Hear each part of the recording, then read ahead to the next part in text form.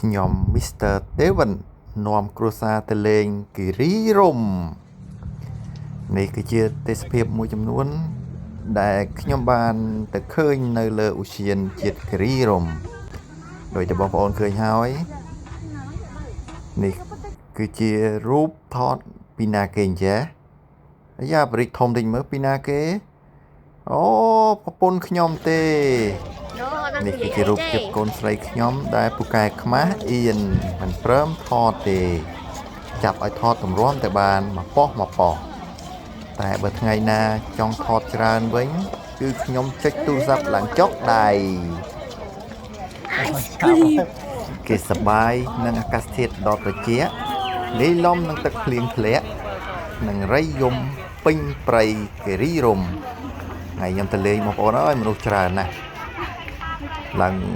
ពេញអាកន្លែងគេលេងនឹងមិនដឹងគេហៅអីទេអាហ្នឹងប្រពន្ធខ្ញុំណែនាំទៅដែរ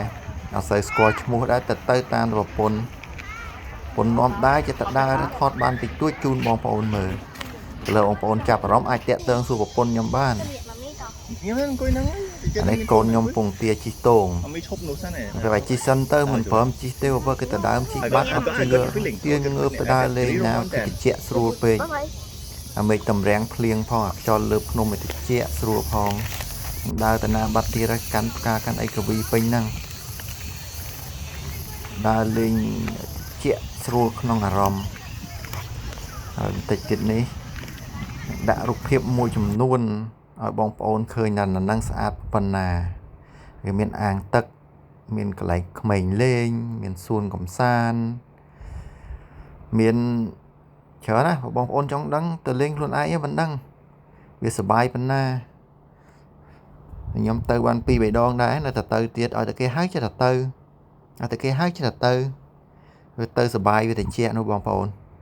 ចាំបងប្អូនឆ្លៀតបានក៏ឆ្លៀតទៅលេងទៅតែបើថាឆ្លៀតអត់បានទេអត់ក៏អត់ទៅតាមចិត្តបងប្អូនទេមិនអីទេនៅលើភ្នំគិរីរម្យហ្នឹងគេមិនសូវហាមទេបងប្អូនចង់ទៅលេងក៏សប្បាយដែរវាត្រជាក់ស្រួលដែរខែនេះហើយវានៅត្រជាក់